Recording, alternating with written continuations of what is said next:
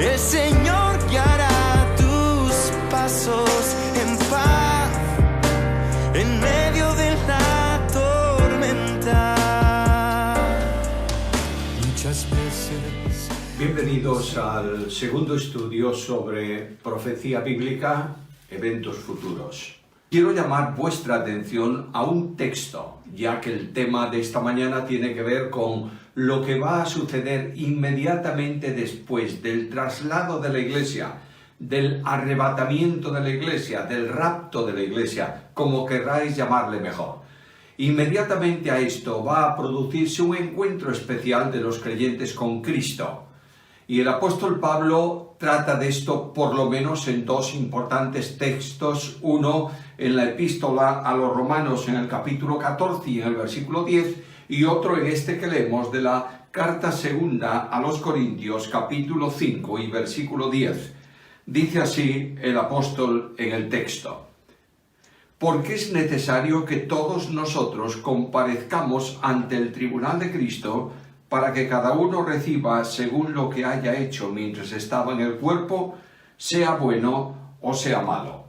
De manera que el apóstol Pablo dice que inmediatamente después del traslado de la iglesia a la presencia del Señor, se va a producir una comparecencia, un encuentro especial entre los creyentes y el Señor.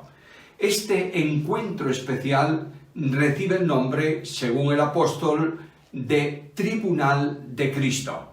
Cuando hablamos de Tribunal de Cristo, no se está refiriendo en absoluto a otro juicio que se suele definir o llamar o denominar, mejor dicho, como el juicio final. El juicio final será un juicio, lo veremos también en el estudio más adelante, será un juicio para determinar los que no han creído y sean condenados conforme a su pecado en lo que Dios ha determinado. Se llama el trono blanco, está en el Apocalipsis, ahí no comparecen salvos, sino perdidos. Este tribunal de Cristo es el examen, no para condenación, sino para recompensa de la obra de cada uno de los creyentes. Notaréis que cuando se habla de esto, la pregunta que surge inmediatamente es ¿y cuándo se va a producir? Y la respuesta bíblica es muy sencilla. Inmediatamente después de que la iglesia sea tomada para el encuentro con Cristo y estar definitivamente con Él. Tiene que ver, por tanto, este juicio no en un lugar o se desarrollará en un lugar terrenal, sino celestial. La iglesia ha sido tomada y ha sido llevada para que esté para siempre con Jesús. ¿Por qué este juicio? Las razones son muy sencillas. Dios ha prometido recompensas conforme a la obra que cada uno de nosotros hayamos hecho en el servicio suyo, en la vida de testimonio, en la relación con nuestros hermanos, en la edificación de la iglesia. Y la vida de cada uno de nosotros va a ser examinada por el juez que se sienta en este tribunal. El juez que se sienta en el tribunal para pasar revisión a la vida de cada uno de nosotros es el Señor Jesucristo. Dios ha entregado todo juicio en las manos de Jesús. Y la Biblia afirma que el Padre ya no juzga a nadie. Todo juicio lo ha dado al Hijo. De manera que el que va a examinar, a juzgar la realidad de la obra de los creyentes es aquel que nos ha amado de tal manera que ha muerto por nosotros en una cruz. ¿Es un juez justo? Por supuesto.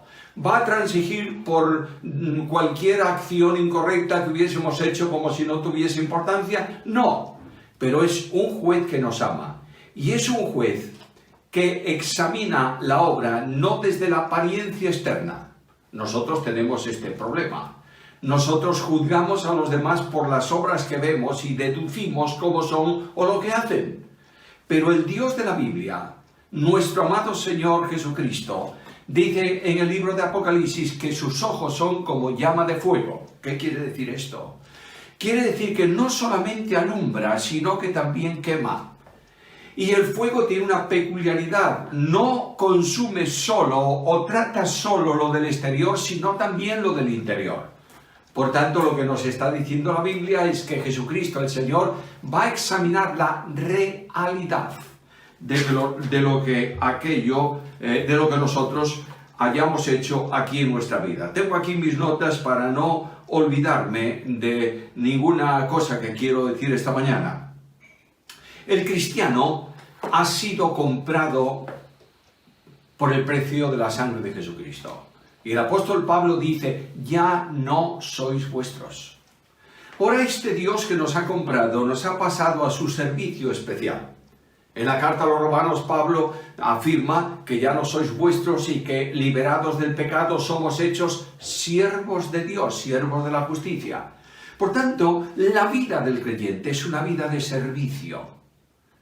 Este servicio tiene que ver con la extensión, expansión y crecimiento de la obra de Dios.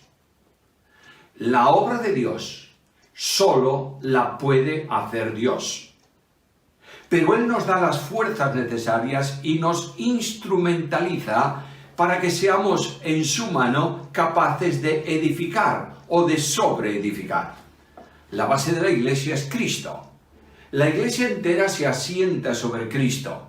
Este edificio vivo espiritual va creciendo y los creyentes hemos sido dotados de dones espirituales para que podamos atender conforme a lo que Dios nos dio del crecimiento, del desarrollo, de la edificación de este edificio en el cual Dios en espíritu vive, habita, está. Nosotros podemos trabajar con distintos materiales en esta obra. Indudablemente es una forma especial de decirlo. Pablo dice aquí en el pasaje, en los pasajes de la carta a los Corintios y también en la carta a los Romanos, que el creyente puede edificar, puede trabajar con dos grupos de materiales. Por un lado, están materiales que pueden dar mucha apariencia, pero no tienen consistencia. Y dice la Escritura que esos materiales son madera, heno, hojarasca. El fuego incide en estos materiales. ¿Y qué ocurre? Se destruyen, se queman. Pero puede trabajar también con otro tipo de materiales. Oro, plata, piedras preciosas. El oro en la Biblia es símbolo de la deidad. Por tanto, el oro que va a permanecer es aquello que procede de Dios. La plata en la Biblia es símbolo de salvación. Quiere decir que se hace desde la dimensión de lo que el creyente por gracia es en el tiempo presente, siervos de Dios.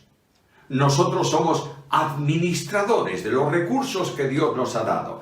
Nos ha convertido en sus esclavos administradores. A cada uno nos dio, conforme a su soberanía, lo que Él quiso. Por tanto, estamos trabajando en materiales que proceden también del cielo, porque la salvación solo es de Dios.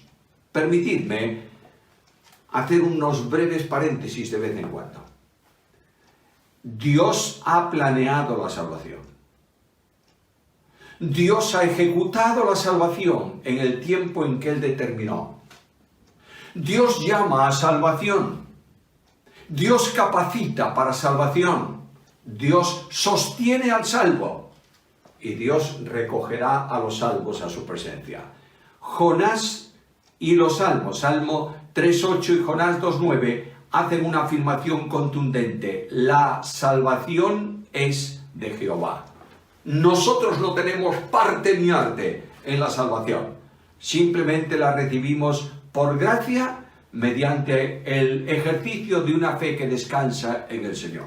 Estos materiales para la obra del siervo que ha sido salvo proceden de Dios. Dios los da. Segundo elemento, la plata. Tercero, las piedras preciosas. A veces pensamos que se trata de piedras brillantes, diamantes, zafiros, rubíes, toda esta cosa. No. Está tratándose de piedras a las que el fuego no afecta. La ciudad de Jerusalén, que es muy hermosa porque tiene en sus construcciones de piedra un cierto tono dorado, es porque la piedra mayoritariamente usada allí es piedra caliza. Cuando se construyeron los grandes edificios de Salomón se trajeron piedras de canteras, de cantería. Pero la piedra caliza tiene una peculiaridad, y es que cuando es expuesta de forma intensa al fuego, se deshace, se convierte en polvo. Por eso, en los tiempos de la reconstrucción, en los días de Nehemías, sus enemigos decían: ¿acaso levantarán piedras del polvo? Porque la ciudad había sido quemada. Las piedras preciosas resisten el fuego. Estoy pensando, por ejemplo, en el granito o en el mármol, que aguantan mucho la temperatura y es difícil que se disuelvan de una forma muy fácil. Estas piedras preciosas son piedras estables. Y cuando la Biblia habla de la roca que cimenta nuestra fe, habla de Jesucristo, es la roca en donde la iglesia descansa. Pero también la Biblia habla de el edificio levantado sobre apóstoles y profetas. No es que la iglesia descansa sobre ellos, sino sobre su enseñanza. Por tanto, tenemos la deidad que actúa, la salvación que provee y la sustentación que conduce y orienta la edificación del creyente. Cuando el creyente trabaja en su vida, en su ministerio, con estos recursos de Dios y abandona los suyos, automáticamente viene el juicio, la observación, la prueba de lo que Él ha hecho. Y si hemos edificado con materiales estables conforme a la obra de Dios, con los recursos de Dios y para la gloria de Dios, estos materiales permanecen. Pero alguno habrá levantado una enorme edificación, una estructura singular. Pero cuando los ojos escudriñadores de Jesús penetran en eso, como está hecho con madera, heno, hojarasca, se quema y no queda nada que pueda ser recompensado. Es algo que me impacta profundamente. Unas manos vacías por haber trabajado para sí mismo y no para la gloria de Dios. Hay muchísimas personas en la obra de Dios hoy en día que están trabajando para glorificarse a ellos mismos, que predican para ser aplaudidos, que enseñan para ser alabados, que se manifiestan para ser aplaudidos. Todo eso será examinado por Cristo en ese tribunal y automáticamente quedará eliminado. Manos vacías que no tendrán una recompensa. Ahora, mis queridos amigos, hay algo enormemente importante en todo esto. Tenemos una idea temporal de las cosas. Somos hombres del tiempo. ¿Y qué vamos a hacerle? Es así. Y algunos imaginan el tribunal de Cristo de una forma más o menos de esta manera. Ahí delante de la entrada del cielo, delante de la presencia del Señor, millones y millones de creyentes. Y el tribunal se pone en marcha, el juez se sienta y llama por nombre, fulano de tal. Y este hermano sale al frente, este creyente sale al frente, y el Señor le dice: mira, en el año tal, en el día tal, en la hora tal, has hecho esta. ¡Qué vergüenza!, ¿verdad? Y todos se lamentarán de esa situación. No es esto es una novela. El tribunal de Cristo tiene un proceso instantáneo. La iglesia viene, los ojos de Cristo profundizan en la obra de la iglesia y la iglesia entra ya a su presencia sin mancha, ni arruga, ni cosa semejante. Limpia totalmente. Y esta iglesia va a ser recompensada con coronas que Dios le va a entregar. Ahora permíteme una reflexión. ¿Cuál será la pregunta del tribunal de Cristo? ¿Qué hiciste? Creo que la pregunta del tribunal de Cristo va a ser una muy distinta. ¿Amaste o no amaste? Porque en la carta a los Corintios, capítulo 13, el apóstol Pablo dice que si tengo dones, si tengo ministerio y tengo todo lo que sea y no tengo amor, no soy nada, no vale para nada. Soy como címbalo que retiñe, como metal que resuena. Un címbalo, un platillo, sobre todo los grandes platillos de una orquesta, cuando son tocados por un músico experto, suenan bien. Pero si yo dejo caer al suelo uno de esos instrumentos, se produce un ruido molesto. La vida ministerial, el servicio hecho al margen del amor de Dios, es un ruido que molesta a Dios y molesta a la iglesia. Luego la gran pregunta es, ¿amaste como fuiste amado o no? Y esto será el motivo esencial, examinada la obra, de recibir una recompensa. Las recompensas consisten en coronas. Tengo aquí anotados los tipos de coronas distintos para no olvidarme de ninguno de ellos y hacerlo con rapidez. Coronas incorruptibles para aquellos victoriosos sobre el hombre viejo. Corona de gozo para los que han ganado almas. Corona de vida para los que resisten las pruebas. Corona de justicia para los que aman su venida. Y coronas de gloria para los que apacientan la grey de Dios. Estas coronas, recibidas por los creyentes, van a ser para su provecho personal. Cuando me cruce contigo en el cielo, me esconderé en un lugar porque mi corona será muy chica, si la tengo, y la tuya será muy grande, porque has hecho una obra más consistente delante de Dios que la mía. No. Vas al libro de Apocalipsis y observas que los 24 ancianos, símbolo de la iglesia, colocan sus coronas delante del que está sentado en el trono.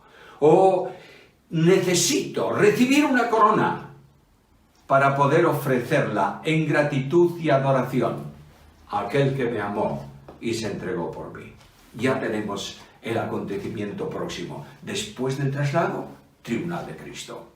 Ahora la Biblia avanza un poco más y en el libro de Apocalipsis, en el capítulo 19, se habla de las bodas del Cordero. Y ahí en Apocalipsis 19, versículos 7 y 8, leemos estas palabras. Gocémonos y alegrémonos y démosle gloria, porque ha llegado las bodas del Cordero y su esposa se ha preparado y a ella se le ha concedido que se vista de lino fino, limpio, resplandeciente, porque el lino fino son las acciones justas de los santos. Notad que el hilo conductor es el mismo. La iglesia recompensada, vestida de vestidos blancos, porque no están afectados para nada por la suciedad de la historia y del pasado, es trasladada, introducida a la presencia de Dios. Dios la presenta a sí mismo como una virgen desposada con el Cordero, como la esposa del Cordero. Y para entender bien esto, tendríamos que recordar cómo era una boda hebrea. La boda hebrea, los hebreos no tenían una boda como las nuestras. No era el novio el que iba a buscar a la novia, la conquistaba, se enamoraba de ella, establecían el día de la boda, entre los dos se casaban. No. La boda hebrea era diferente. Es el padre del novio el que buscaba la novia para su hijo. Y una vez que la encontraba, llamaba al hijo, lo llevaba delante de testigos y el hijo firmaba un contrato de desposorio en el cual decía aceptar a esa mujer por su esposa en el futuro, y mientras no venía el día de la boda, el hijo trabajaba en la nueva casa donde iba a llevar a su esposa. Ahí tienes la enseñanza de Juan 14, 1 al 4.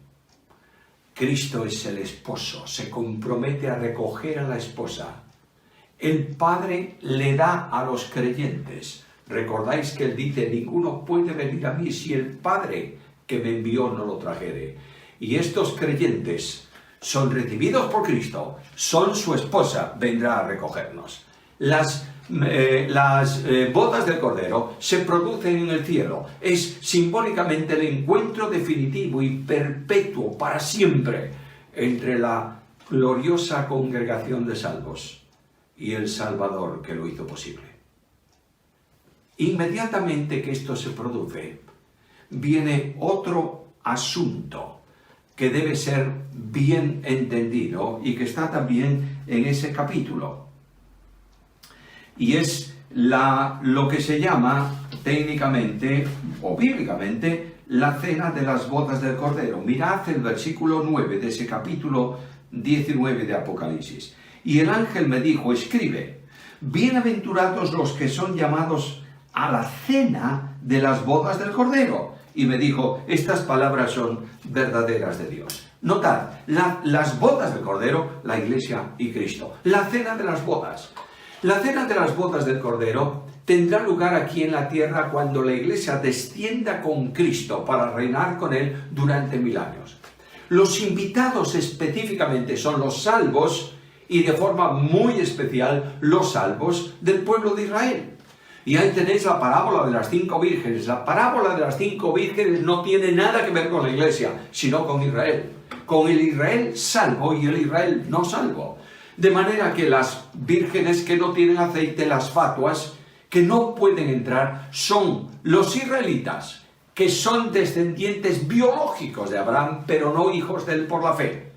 Y estos no tienen el espíritu. Tienen apariencia de piedad, pero han negado la eficacia de ella. Estos no entrarán al reino con Cristo, no vendrán con la Iglesia, no estarán en el momento admirable de esos 1000 años de reinado de Cristo aquí en la tierra, porque Cristo dijo a Nicodemo que solamente entrará al reino de Cristo en la tierra el que naciese de nuevo. Ahí tienes el grupo de 5 vírgenes fatuas. Hay las 5 prudentes. Son aquellas que tienen aceite en sus lámparas. Nada tiene que ver con que se hayan dormido todas o no. La singularidad es que unas tienen el Espíritu, otras no lo tienen. Las que tienen el Espíritu son salvas. La Biblia afirma que el que no tiene el Espíritu de Cristo no es de Él. Ahora, durante ese tiempo, las salvas entran. Las no salvas son echadas fuera. De la misma manera que los que están las 2 mujeres en un molino, una será tomada. Y claro, como no tiene nada que ver esa parábola con el arrebatamiento de la Iglesia, se interpreta muy mal. Las que es tomada es la que va al cielo y la que es dejada es la que se va a perder. No es eso. La que es tomada, porque se trata de la segunda venida de Cristo a la tierra, la que es tomada es echada en las tinieblas de afuera. No puede entrar, no es salva.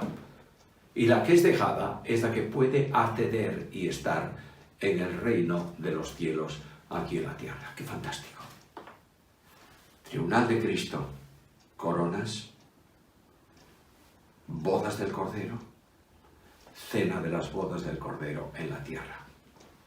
Con esto la profecía concluye los parámetros de la historia futura de la Iglesia. Arrebatamiento de la Iglesia, tribunal de Cristo, bodas del Cordero y cena de las bodas del Cordero. Para que podamos entender tal vez un poco más gráficamente todo esto, aparte de las notas que podéis pedir, como dije al principio, para que podamos entender esto vamos a colocar un gráfico. Notaréis que en ese gráfico está el desarrollo, la descripción de la historia de la Iglesia. Comienza el gráfico con señalarnos, en primer lugar, el arranque de la Iglesia, el comienzo de la Iglesia, que es el descenso del Espíritu Santo en Pentecostés. Notaréis que ahí arriba está en la primera parte del gráfico Pentecostés. En segundo lugar está la muerte de Cristo, la ascensión de Cristo al cielo y luego un poco más adelante el traslado de la Iglesia a la presencia del Señor.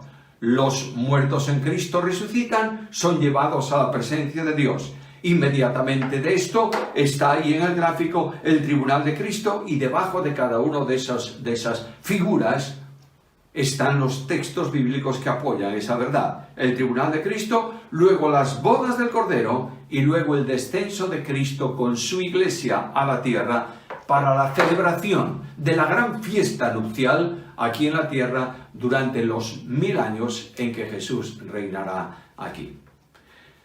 De modo que, visto ese gráfico, podemos entrar en una aplicación personal. ¿Cuándo va a venir Cristo? Nadie lo sabe. Puede ser ahora. Yo siempre espero que no termine lo que estoy haciendo, porque oigamos la voz de Jesús y seamos llevados con Él a su presencia. Pero el tribunal de Cristo debe producir en nosotros un tremendo respeto. Y debiera producir una pregunta en mi vida personal y en la vuestra. ¿Qué tengo yo en mis manos? Que tenga garantía de recompensa para la gloria de Dios. Qué tristeza, humanamente hablando, presentarme delante del Salvador que tiene sus manos taladradas, con unas manos ingratas y vacías. Que Dios permita por su gracia que cada uno de nosotros ahora mismo hagamos un acto de reflexión y digamos al Señor: Señor, quiero que me des la bendición de una vida diligente de servicio concreto para la gloria de tu nombre. Que Dios añada sobre esto su bendición. Puedes tener paz en la tormenta, fe y esperanza cuando no puedas seguir, y aun con tu mundo hecho pedazos, el Señor guiará tus pasos.